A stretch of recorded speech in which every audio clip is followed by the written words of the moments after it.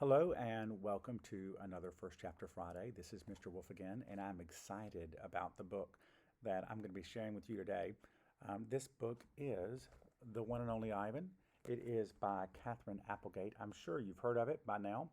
I wanted to go ahead and do a first chapter of this because it was recently gifted to my class and I'm revisiting it again, and I'm loving it just as much as I did the first time I read it and the second time I read it and the third time I read it. It's just a great book. I want to share with you the first chapter. Now, I do want to tell you this book is not written in traditional chapters, and that's okay.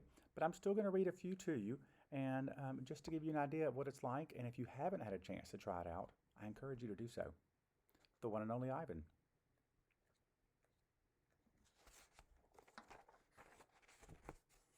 Hello, I am Ivan. I am a gorilla. It's not as easy as it looks. People call me the freeway gorilla, the ape at exit 8, the one and only Ivan, mighty silverback. The names are mine, but they're not me. I'm just Ivan. Just Ivan. Only Ivan. Humans waste words. They toss them like banana peels and leave them to rot. Everyone knows the peels are the best part. I suppose you think gorillas can't understand you. Of course, you also probably think we can't walk upright. Try knuckling walking for an hour. You tell me, which way is more fun? Patience. I've learned to understand human words over the years, but understanding human speech is not the same as understanding humans.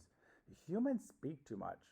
They chatter like chimps, crowding the world with their noise even when they have nothing to say. It took me some time to recognize all those human sounds to weave words into things, but I was patient. Patient is a useful way to be when you're an ape. Gorillas are as patient as stones. Humans, not so much. How I look. I used to be a wild gorilla, and I still look the part. I have a gorilla's shy gaze, a gorilla's sly smile. I wear a snowy saddle of fur, the uniform of a silverback. When the sun warms my back, I cast a gorilla's majestic shadow.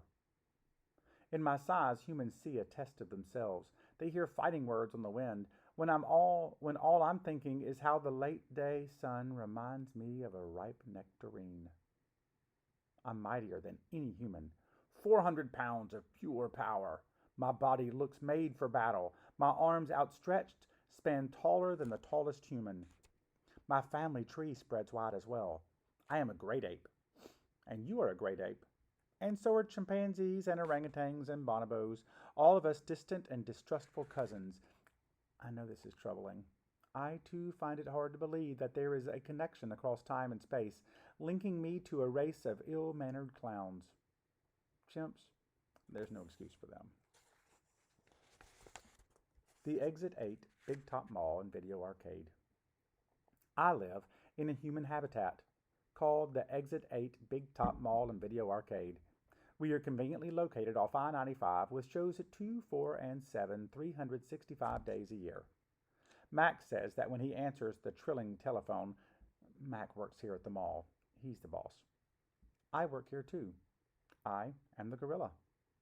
At the Big Top Mall, a creaky music carousel spins all day, and monkeys and parrots live amid the merchants. In the middle of the mall is a ring with benches where humans can sit on their rumps while they eat soft pretzels. The floor is covered with sawdust made of dead trees. My domain is at the end of the ring. I live here because I am too much gorilla and not enough human. Stella's domain is next to mine. Stella is an elephant.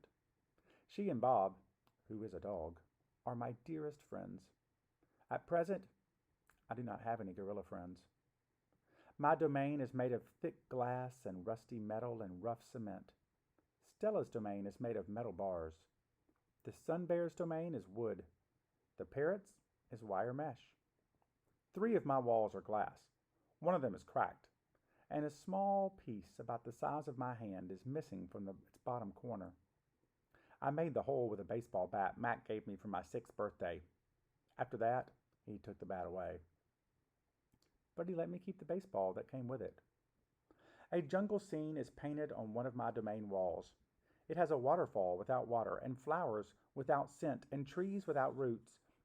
I didn't paint it, but I enjoy the way the shapes flow across my wall, even if it isn't much of a jungle. I am lucky my domain has 3 windowed walls. I can see the whole mall and a bit of the world beyond. The frantic pinball machines, the pink billows of cotton candy, the vast and treeless parking lot. Beyond the lot is a freeway where cars stampede without end. A giant sign on its edge beckons them to stop and rest like gazelles at a watering hole. The sign is faded, the colors bleeding, but I know what it says. Mac read its words aloud one day.